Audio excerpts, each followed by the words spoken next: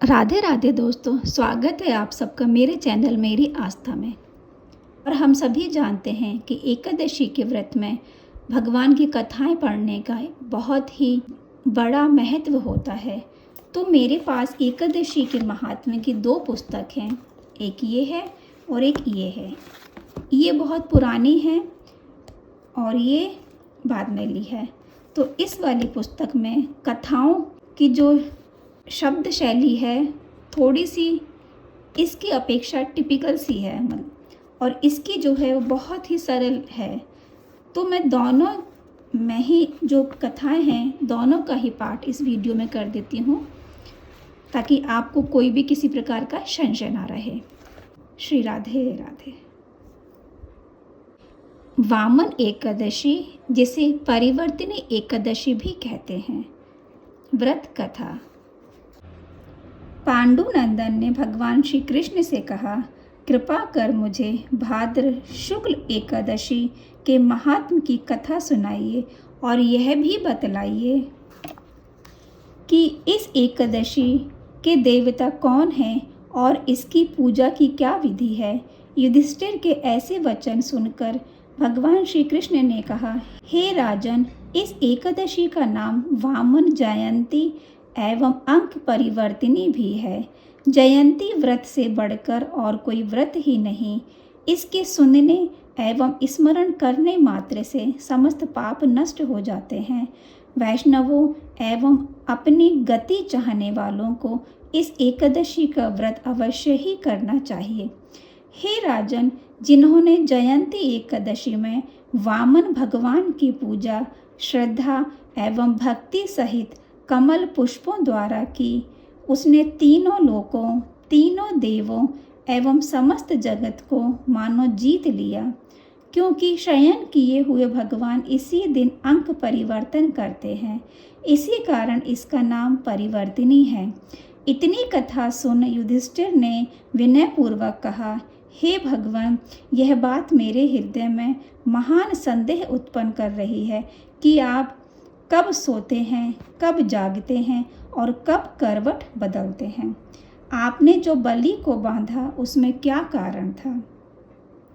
महाराज युधिष्ठिर के ऐसे वचन सुन भगवान बोले, राजन, अब पापों को नाश करने वाली कथा कहता हूँ, सुनो। सतयुग में अत्यंत ब्राह्मण भक्त, सत्यवादी एवं दानी बलि नामक राक्षस मेरा अनन्य भक्त था। उसने अपने यम, नियम एवं तप, दान और यज्ञ द्वारा त्रैलोक्य को कंपित कर दिया था। उसके यज्ञ, दान और तप से भयभीत इंद्र देवताओं को साथ ले मेरे यहाँ आया और मेरी स्तुति एवं प्रार्थना की। तब मैंने इंद्र के स्वार्थ साधनार्थ वामन रूप धारण कर उसे जीता। भगवान के मुख से ऐसी वाणी सुन युधिष्ठिर बोले, प्रभु, इस तरह नहीं, इस कथा को विस्तार पूर्वक सुनाइए। युधिष्ठिर के ऐसे वाक्य सुन भगवान ने कहा, राजन, मैंने वामन का रूप धारण कर राजा बलि से 3 पग पृथ्वी की याचना की और उसने सहर्ष दान दे दिया। परंतु उसके संकल्प के होते ही मैं वामन रूप से त्रिविक्रम रूप में हो गया। भूलोक में नख, भूवर लोक में जंघा, स्वर्ग लोक में कटी, महर लोक में उदर, जनलोक में हृदय, तपलोक में कंठ और सत्य लोक में मुंह कर मस्तक को और भी ऊंचा कर दिया। उस समय सूर्य, चंद्रमा और इंद्रादिक समस्त देवता मेरी स्तुति करने लगे। तब मैंने बलि से कड़क कर पूछा कि तेरी समस्त पृथ्वी मेरे 2 ही पग में आ गई, अब तीसरा पग कहाँ रखूं। मेरी बात सुन बलि ने अपना मस्तक नत कर दिया। तब मैंने उसके मस्तक पर पैर रखकर उसे पाताल में पहुंचा दिया। परंतु उसकी अत्यंत अधिक विनयशीलता देख मैंने उससे कहा, राजन, अब मैं सर्वदा ही तेरे पास रहूँगा।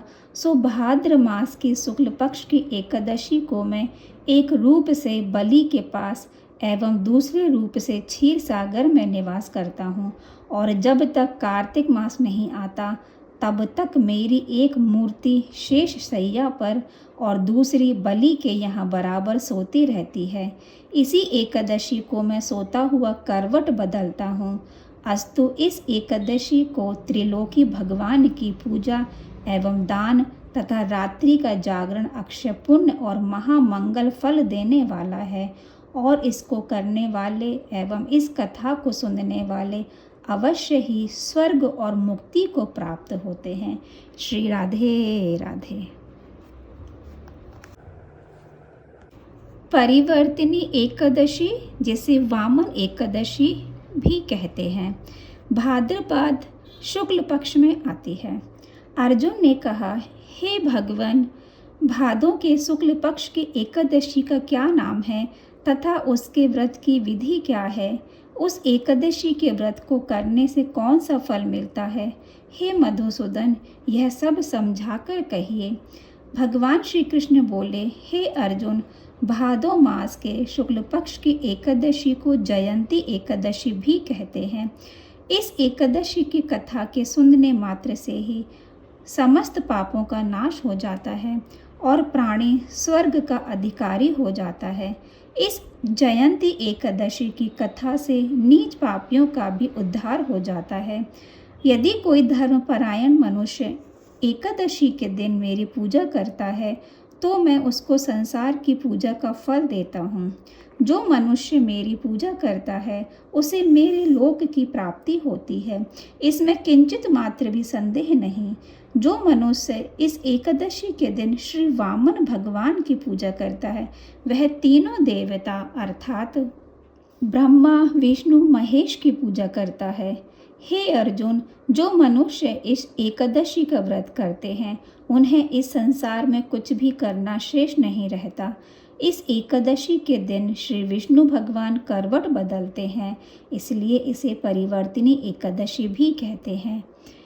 इस पर आश्चर्यचकित होकर अर्जुन बोले, हे कृष्ण जी, आपके वचनों को सुनकर मैं भ्रम में पड़ गया हूँ कि आप किस प्रकार सोते तथा करवट बदलते हैं। आपने बलि को क्यों बांधा और वामन रूप धारण करके क्या लीलाएं की? चातुर्मास्य व्रत की विधि क्या है तथा आपके शयन करने पर मनुष्य का क्या कर्तव्य है, सो सब विस्तार पूर्वक कहिए। श्री कृष्ण भगवान बोले, हे अर्जुन, अब तुम पापों को नष्ट करने वाली इस कथा का श्रवण करो। त्रेता युग में बलि नाम का एक दानव था। वह अत्यंत भक्त, दानी, सत्यवादी तथा ब्राह्मणों की सेवा करने वाला था। वह सदैव यज्ञ, तप आदि किया करता था। अपनी इसी भक्ति के प्रभाव से वह स्वर्ग में इंद्र के स्थान पर राज्य करने लगा। इंद्र तथा अन्य देवता भी इस बात को सहन ना कर सके और भगवान के पास जाकर प्रार्थना करने लगे। अंत में मैंने वामन रूप धारण किया और तेजस्वी ब्राह्मण बालक रूप में राजा बलि को जीता। इस पर अर्जुन बोले, हे जनार्दन, आपने वामन रूप धारण करके उस बलि को किस प्रकार जीता, यह सब विस्तार पूर्वक समझाइए। श्री कृष्ण भगवान बोले, मैंने वामन रूप धारण करके राजा बलि से याचना की कि हे राजन, तुम मुझे 3 पैर भूमि दे दो, इससे मुझे 3 लोक के दान का फल प्राप्त होगा। राजा बलि ने इस छोटी सी याचना को स्वीकार कर लिया और भूमि देने को तैयार हो गया। जब उसने मुझे वचन दे दिया तब मैंने अपने आकार को बढ़ाया और भूलोक में पैर, भुवन लोक में जंघा, स्वर्ग लोक में कमर, महर लोक में पेट, जन लोक में हृदय, तप लोक में कंठ और सत्य लोक में मुख रखकर अपने सिर को ऊंचा उठा लिया। उस समय सूर्य, नक्षत्र, इंद्र तथा अन्य देवता मेरी स्तुति करने लगे। उस समय मैंने राजा बलि से पूछा कि हे राजन, अब मैं तीसरा पैर कहाँ रखूं? इतना सुनकर राजा बलि ने अपना सिर नीचा कर लिया। तब मैंने अपना तीसरा पग उसके सिर पर रख दिया और इस प्रकार देवताओं के हित के लिए मैंने अपने उस असुर भक्त को पाताल लोक में पहुंचा दिया। तब वह मुझसे विनती करने लगा। मैंने उससे कहा कि हे बलि, मैं सदैव तुम्हारे पास रहूँगा। भादों के शुक्ल पक्ष की परिवर्तनी नामक एकादशी के दिन मेरी एक प्रतिमा राजा बलि के पास रहती है और एक क्षीर सागर में शेषनाग पर शयन करती रहती है। इस एकादशी को विष्णु भगवान सोते हुए करवट बदलते हैं। इस दिन त्रिलोकी के नाथ श्री विष्णु भगवान की पूजा की जाती है। इसमें चावल और दही सहित चांदी का दान किया जाता है। इस दिन रात्रि को जागरण करना चाहिए। इस प्रकार व्रत करने से मनुष्य समस्त पापों से मुक्त होकर स्वर्गलोक को जाता है। वह स्वर्गलोक में जाकर सदैव चंद्रमा के समान प्रकाशित रहता है। इसको इस लोक तथा परलोक दोनों में यश मिलता है। जो इन पापों को नष्ट करने वाली कथा सुनते हैं उन्हें अश्वमेघ यज्ञ का फल मिलता है। कथा सार है, व्यक्ति दान करे किंतु दान करके अभिमान न करे। अहंकार व्यक्ति को ले डूबता है। राजा बलि ने अभिमान किया और पाताल को चला गया। इससे यह भी ज्ञात होता है कि अति हर कार्य की बुरी होती है। श्री राधे राधे।